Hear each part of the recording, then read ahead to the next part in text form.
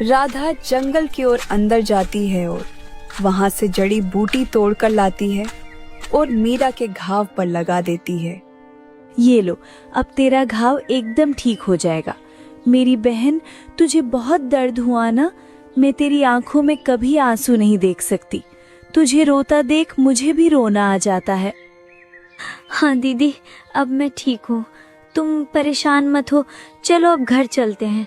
वैसे भी देर हो गई है, अगर और देर हुई तो भाभी उसका बड़ा बतक्कड़ बना देंगी। फिर दोनों बहनों ने लकड़ियों के गट्ठर उठाए और बाजार की ओर चल दी। बाजार पहुंचकर उन्होंने एक दुकानदार को सारी लकड़ियां बेच दी और जो पैसे मिले वो लेकर घर आ गई।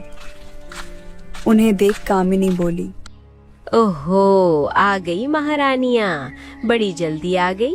क्या करूं, आरती उतारूं या ढोल बजाऊं? भाभी, आप ऐसे क्यों बात कर रही हो? हमने क्या किया है? ऐसे बात न करूं तो कैसे करूं? तुम दोनों अपने आप को राजकुमारियां जो समझती हो। घर आने में इतनी देर क्यों लगा दी? मैं यहाँ कब से तुम दोनों का इंतजार कर रही हूँ। अभी घर काम बाकी पड़ा है, खाना भी बनाना है। अब जाओ, जाकर खाना बनाओ। और रुको, पहले पैसे लाओ। लाओ, आज कितने पैसे लेके आई हो? वो भाभी, माफ करना, मीरा के पैर में चोट लग गई थी जिससे उसका पैर जख्मी हो गया, इसलिए हमें आने में देर हो गई और लकड़ियां भी कम काट पाए, इसलिए आज कम पैसे बने हैं। ये लीजिए, उन लकड़ियों के पैसे हैं और अभी हम खाना बना देते हैं। इतना कहकर राधा और मीरा अंदर चली जाती हैं। इधर कामिनी कहती है, इतने कम पैसे? चलो कोई बात नहीं, जितने पैसे उतना खाना। आज इतना ही खाना मिलेगा इन दोनों को। मेरा बस चलता तो कब का निकाल फेंकती इन दोनों को। कुछ देर के बाद राधा कामिनी के पास आती है और कहती है, भाभी, खाना बन गया है और घर का सारा काम भी खत्म कर दिया है। भाभी, वो मीरा को भूख लगी है, क्या मैं उसे थोड़ा खाना दे दूं? मैं बाद में खा लूंगी, उसे तेज भूख लगी है। ओहो हो, क्यों? वो कहीं की महारानी है क्या जो उसे पहले खाना खाना है? जब सब खा लेंगे तभी तुम दोनों को खाना खाना है, समझी? लेकिन अभी नहीं। वो दोनों ये सब बातें कर ही रहे थे कि तभी रघुवीर आ जाता है। अरे कामिनी, क्या बातें हो रही है ननद और भाभी के बीच? अजी, आ गए आप?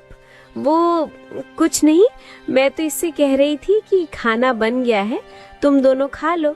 लेकिन ये कहती हैं कि हमें अभी भूख नहीं है, हम दोनों बाद में खा लेंगे। क्यों राधा, तुम यही कहने आई थी ना? हाँ भैया, भाभी सही कह रही हैं। आप दोनों खाना खा लो, हम बाद में खा लेंगे। राधा इतना कहकर उदास होकर वापस मीरा के पास आ जाती है। मीरा कहती है, क्या हुआ दीदी, भाभी ने मना कर दिया ना? मुझे पता था वो पहले हमें खाना देंगी ही नहीं, क्योंकि वो हमें बचा कुचा खाना ही देती हैं हमेशा। अगर खाना बचा तो ठीक, वरना हमें भूखा ही सुला देती हैं। अरे मेरी प्यारी बहन मीरा, तो निराश मत हो, बस थोड़ी देर की बात है। भैया और भाभी खाना खा लें, फिर हम खा लेंगे। हम हर बार तो जंगल से फल खाकर पेट भर लेते हैं, लेकिन आज तेरी चोट के कारण उतना समय नहीं मिला, वरना मैं कुछ फल छुपाकर घर ले आती।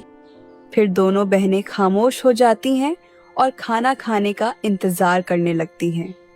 थोड़ी देर बाद कामिनी उनके पास आई और बोली, सुनो, मैंने और तुम्हारे भैया ने खाना खा लिया है।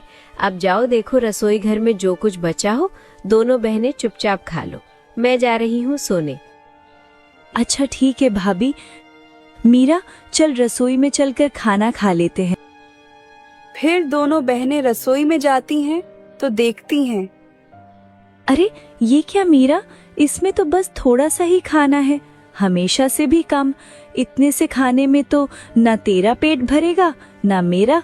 लगता है आज कम पैसे लाकर दिए तो खाना भी कम छोड़ा है। दीदी, इसमें हमारी क्या गलती है जो भाभी हमारे साथ ऐसा करती है? हमने तो पूरी मेहनत की, पर कम पैसे में बिकी, उसका हम क्या कर सकते हैं?